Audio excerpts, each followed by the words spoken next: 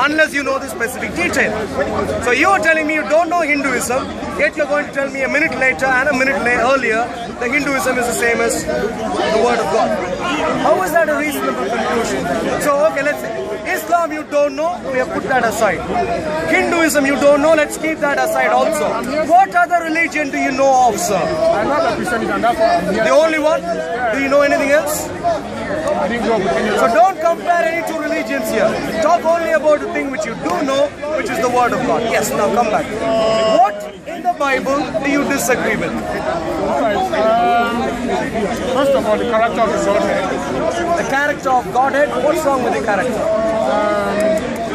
Someone who tries to, as I said, he cannot make people love him for who he is, or what he is. Excuse me, sir. I love him for who he is. But he hasn't convinced any other person. Excuse me, I'm not here to convince you. I'm communicating to you. Yeah. I love him for who he is. That's what I'm saying. It's a mandate. So it's either... Excuse me, sir. Don't force your ideas on me. I'm telling you, I follow him, I love him for who he is. I've told you. So what's your point about him forcing people to love him for who he is? Because he says, you love me. The whole premise of the Bible is, seek ye the Lord, your God, and do his will. And when you do that...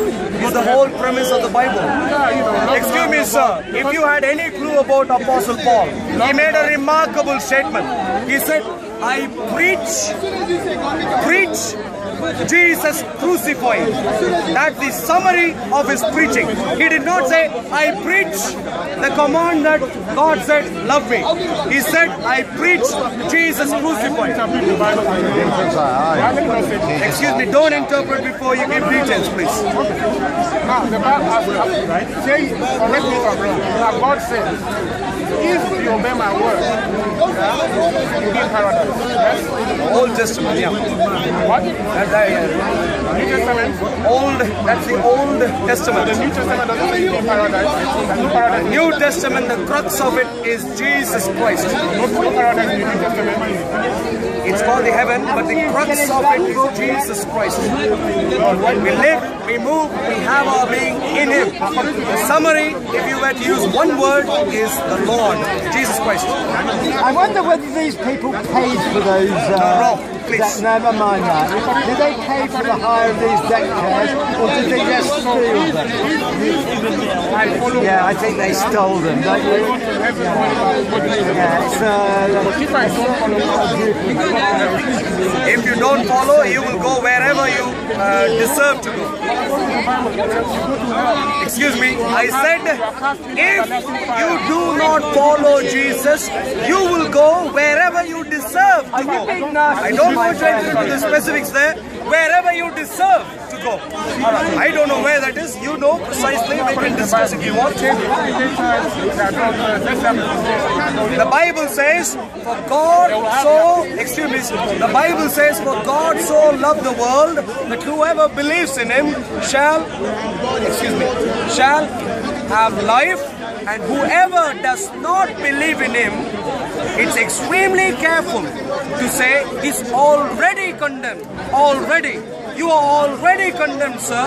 Even if Jesus hadn't come in, you are already condemned. By your own credit, yes. What is the point of putting someone burning hot lava? Not just burning hot lava, but there will be more going all over our bodies, according to the Bible. Yeah? For 3 billion, 600 gazillion years. What is the fucking point? The point is this. You call him a loving God. The point is this, sir.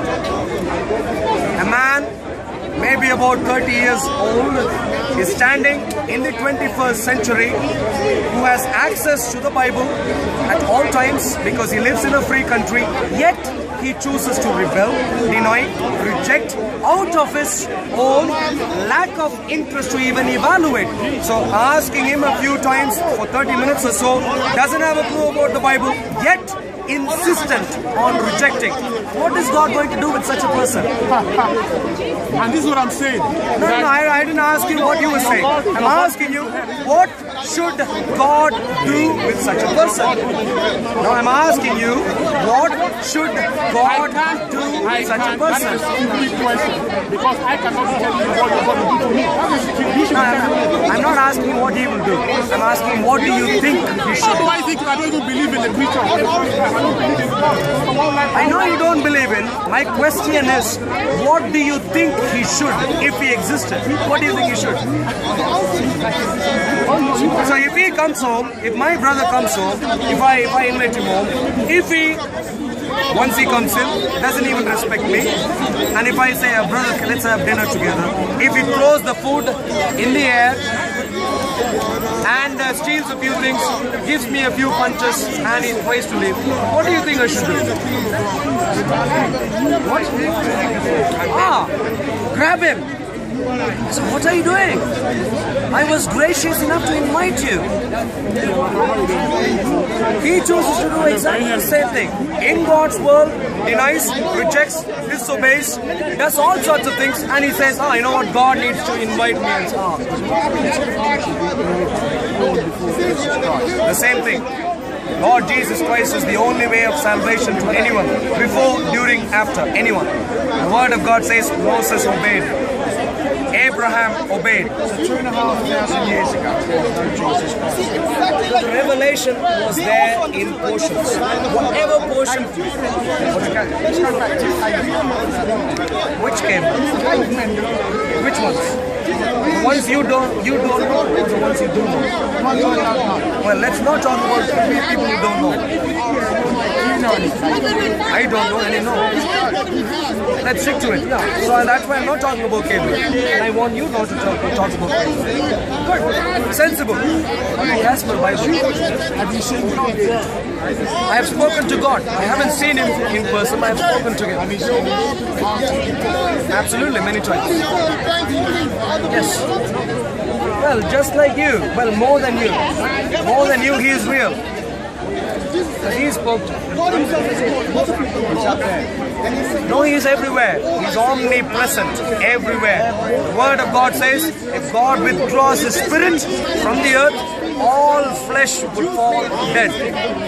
But even you, even though you're denying God, even you are able to lift up your hand and move around because of the Spirit of God in some way, shape or form. The only thing is you need to have fellowship with him as a person. Hello.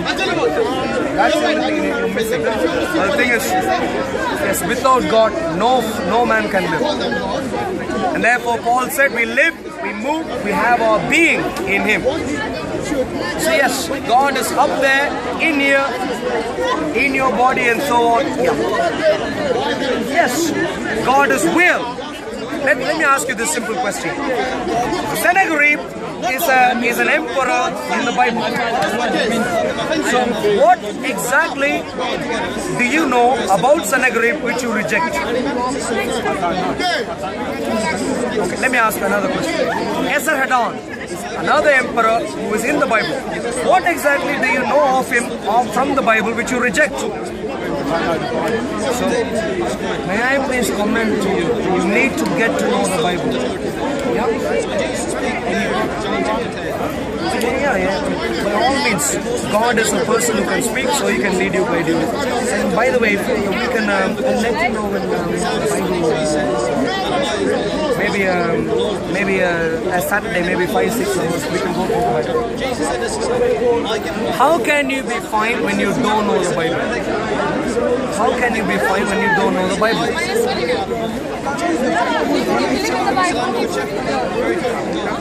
Well, how can anyone be fine without God? Are you sure? Tell me a few things. Anything. Anything which you think is significant.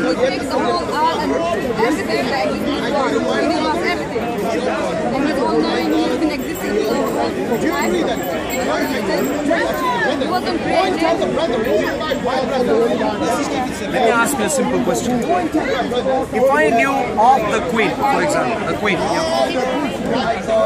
if I know of the Queen, yet I don't know her in person, do you think if I meet the Queen, she'll be happy with me or not? If I know of the Queen, let's say I know she's the Queen, I know she is the monarch, the ruler of this country and so on. I know all about these things. Yet, I don't know her in person. I don't know her in person. Yes. Can I be sure if she is happy with me or not? Absolutely not. Merely knowing that something exists is not a guarantee that you know that he is happy with you. The challenge is not to know that God lives and so on, He creates and so on. That's not the challenge. The challenge is to know what His evaluation of you is. Do you know His evaluation of you? The only way we can know God's evaluation of you, of me, personally, experientially, is through His Spirit who can communicate to us. That's the only way. What's that?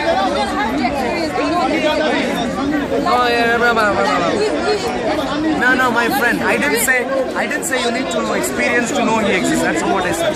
I said you need to know Him. You need to hear His comments to know Him. No, let me finish. No. You need to know His comments to know that He is happy with you. How do you know happy? Do you follow the commands? So, do you think Allah of the Quran is happy with you?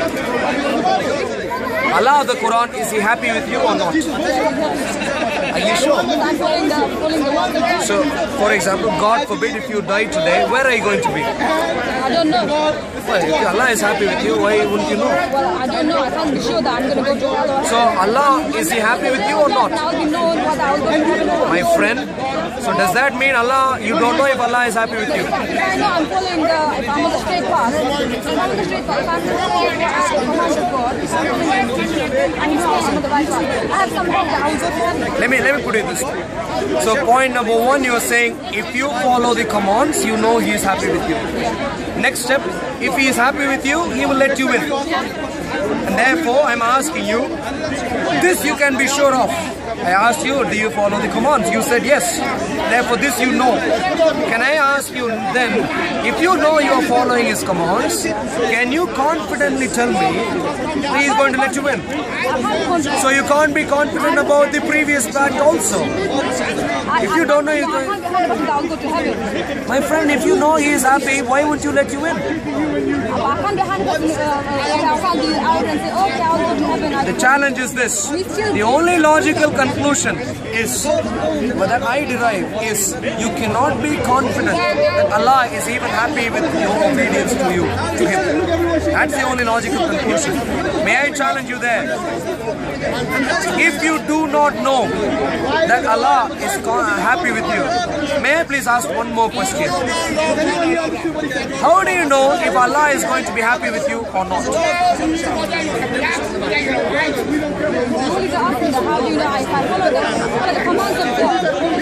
But you said you follow, yet you don't know, and therefore there must be more. My friend, you said you follow the commands. Let me please. For example, if I told you, let me ask you this. If I have a friend, let's say he is sensible, I am sensible, he is sensible, and I tell him, you know what, my friend, and let's say this friend, I tell him, friend, can we meet at 5:30 under that tree, please? He is sensible, I am sensible, we are genuine, both of us want to meet. There's no other problem, he has time, I have time, no other hurdles. Well, if he turns up there, if I turn up there, we will meet. Yep, if he turns up, if I turn up, we will meet. There is no logical hurdle there. Similarly, if you know God has given you commands, and if you know you have obeyed, then you should meet. God should be happy. But if you are telling me, no, you can't be sure, either this is flaky